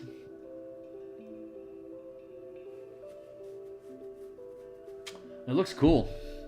I'm gonna grab some of this color here. I mean, if I don't mind saying so myself, I know that's really vain to say that, but screw it all. I'm proud of my work. So, cheers, Mageddon. Let's do something like this. But yeah, I've got like 127 subscribers right now, something like that. That's how many I had when I started off, and I need to get 1,000 for me to start getting monetized on YouTube. So likes and subscribes and folks spending some time looking at my my playlist, or even just letting them scroll around in the background while you perform your daily tasks and just want to listen to somebody ramble inanely for a couple hours. Like I said, I do this every day, so you can, if you subscribe and bell, then you'll know when I'm live again. You can also follow me on Twitter, because I always post on Twitter that I'm live. So that's a way to keep easy tabs if this is something that's been using. You can check my other playlists to see like the artwork and the walkthrough I had done for Elemental Key. I've done some updates. I've got updates planned for Elemental Key. I'm just looking for a rainy day where I don't want to work on any of my current projects to let's do like perfect, cool. So that I was like, I don't want to work on any of these projects, but I still have to get work done. So I have a stray picture that I need to finish and replace in the Elemental Key book, because there were some corrections, there were some changes I eventually made to concentration for the monk. But one of my playlists does like a walkthrough of the entire book, as well as a lot of the artwork that I streamed for the production of that book, and it's copper on its way to silver right now. It's like, I think I got like 60 sales or something like that. It's like one of 20 books related to monks that have gained any metal at all. Like there's like 60 books related to monks that have gotten a copper or better metal, and like maybe 7, I think, that have gotten silver. So I am well over halfway. I am about halfway to getting silver, and once I get there, I will be in some pretty rare air. So I'm bragging about that a little bit. That's kind of what I do sometimes. We'll add in the floors here once we add in the doors. So let's see. Yeah. Fixed. And fixed. The next thing we want to do, I think I'm going to reference the damselfly. So hold on real quick. I'm going to obscure this. I'm going to pull open the damsel. I like the look of the deck plan there. So hold. Where's my dealie? Oh, that's B-dub. There. So let's grab this as purple. Let's grab that as a base color. That'll actually probably go really well with the ship I'm working on. And then there. So those are the colors that we'll use. Chomp.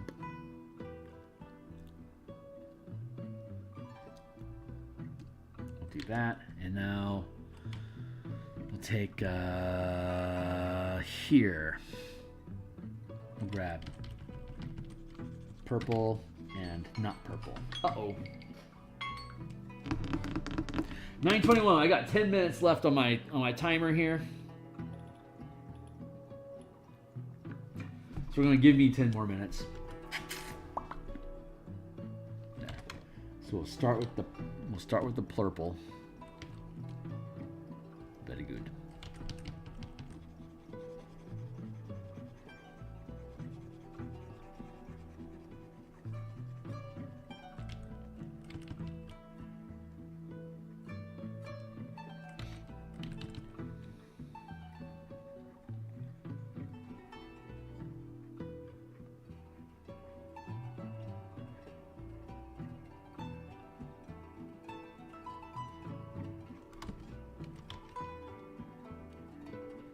light purple.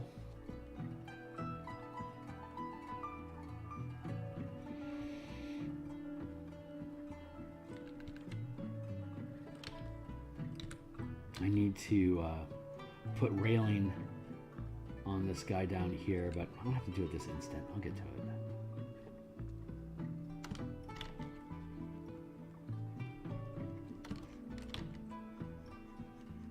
That's working out pretty good. And then I can just build slats. I can just grab the slatting off the damselfly that we already have. I can just duplicate that and just lay that down pretty quick. Oh, I'm kind of liking how this looks now, guys. Kind of into this.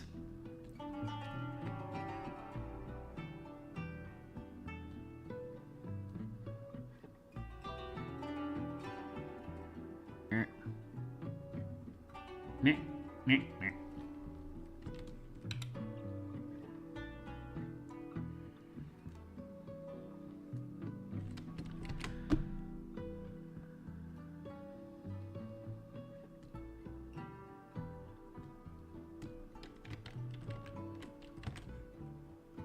That's what I'm talking about. This will be easy to fix. Hold on. A lot of chaff on this color thing that we don't need, but that's okay. Get rid of that crap.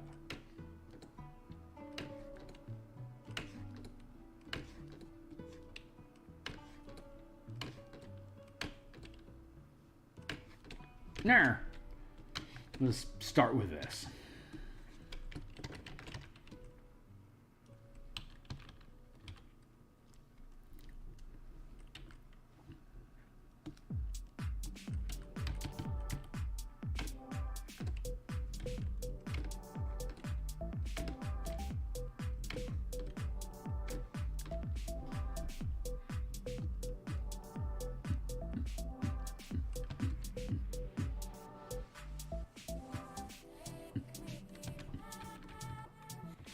Do like that, and let's duplicado.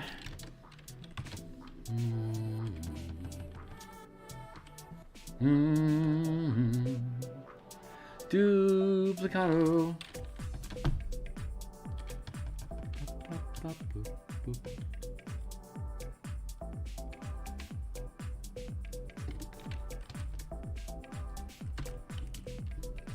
We'll merge that business down and then no.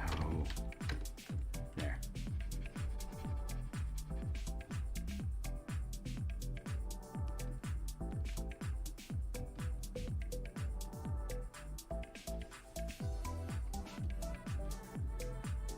Good. That's our frame.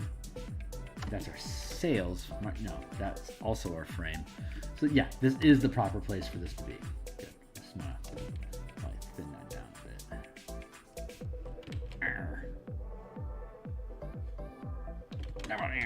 And we'll figure it out. But that's looking good. So let's just duplicate that.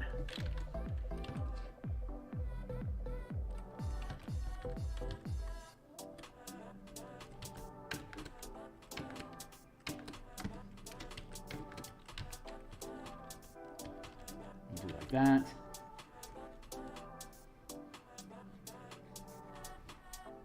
Mikey, man, where are you coming in from? Are you did you catch up with me off of Discord, or did you just find me on YouTube? Or I'm always interested where people come from.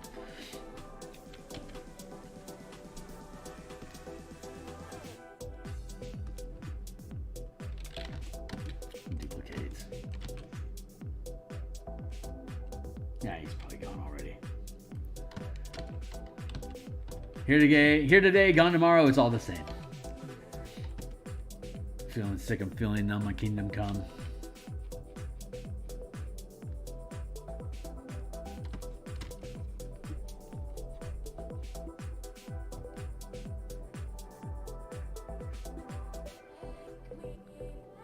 Feeling sick. I'm feeling numbed. I will be done. Good old Sepultura for your day. Sepultura.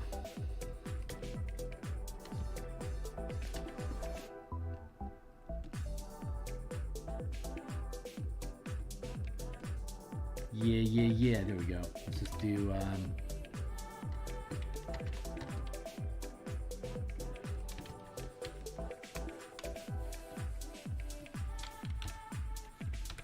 Let's do that.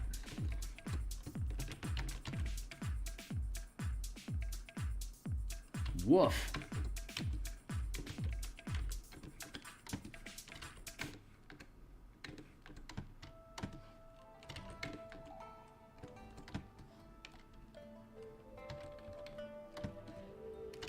There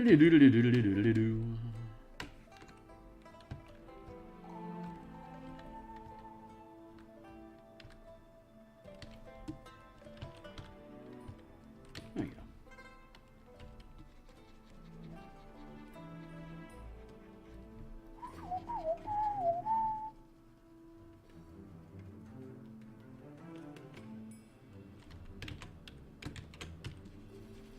Hey, what up? Hey, right on, man. You a D&D enthusiast, or are you more of a artwork, cartography sort of guy? I need to get some of this crap out of my way. Let's get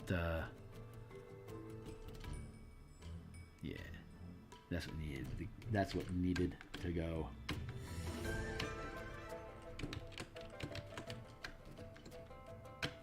All hail the algorithms.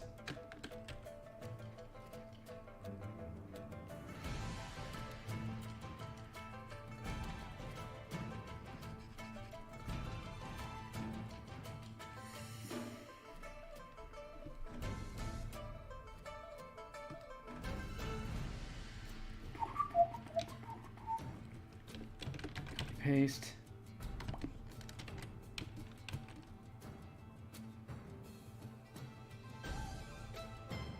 Nah, screw you. Let's just do that.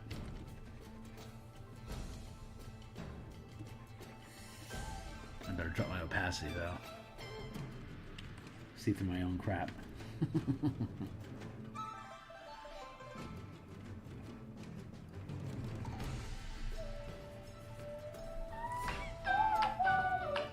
All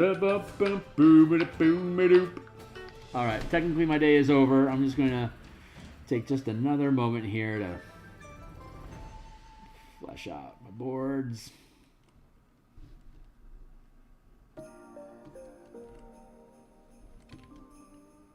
Yeah, it's not perfect. That's okay. There. Now it's perfect.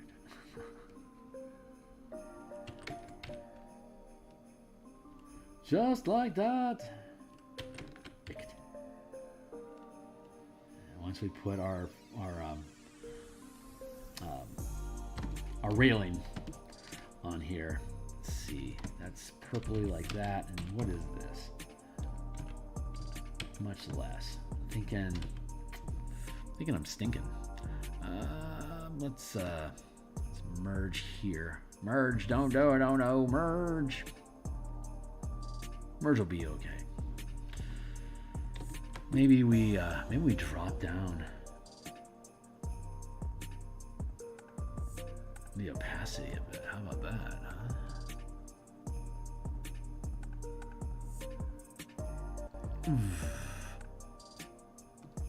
Bam. Look at that lusciousness.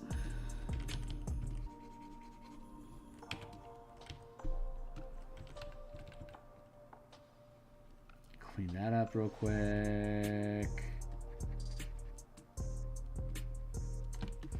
And clean that up real quick. Lighting out from underneath the stairs.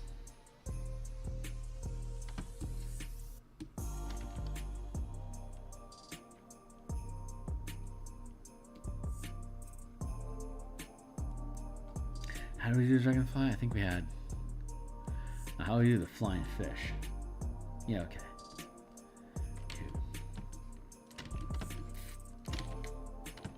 That's feeling kind of right.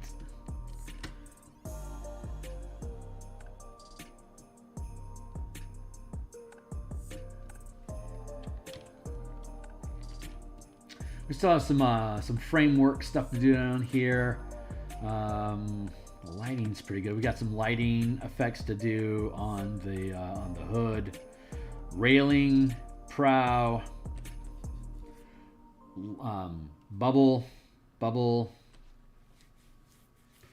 So we're gonna be back at this. Yeah, we're gonna be back at this in 8.5 hours, and I think we're gonna let this sit overnight. And we're gonna come back and we're gonna finish this up. I think I can do some cool shading effects along the side of the frame here, underneath here, along here. I think I can push this this weapon forward and have a hood showing highlights across here. Have the bolt frames and the seams here and here, like we saw in the reference. There's seam work that they have going on here, and then you get the holes that lead the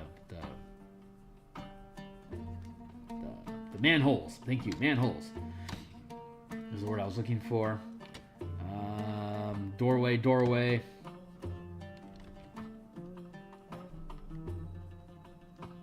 Checking on it.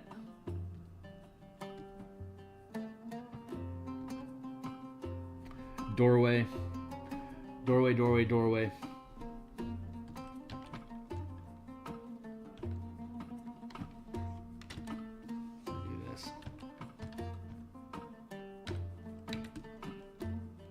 See the door a little easier now. So we got some doors to make, we got some windows to make, just decals and details. We'll have a 2-hour block in the morning. I pray it won't take more than a half hour to do that stuff. I have no idea if it will or not, because I am who I am, which is to say, pretty easily distracted by conversation. So we'll see how that shapes up, and shapes up, and yeah. So this is where we're going to cut it for today. I will be back in the morning. Like, subscribe, check out my other streams. You got the Spelljammer content that we're on right now. The Eberron adventure, where we've been building maps for, and that will also go into layout probably next month, maybe March. And then we'll do all the interior artwork for that one as well. It has the book cover that's done already. The martial powers that we do during our Monday lunch stream. Those are the 3 major projects I've got going on right now. So, I mean, that's plenty. So, I'm going to hit save. I'm going to shut down stream for the night. Thanks a lot for hanging out, Mikey. It was good to meet you. And I will be back on the other side. So, cheers all. See you later.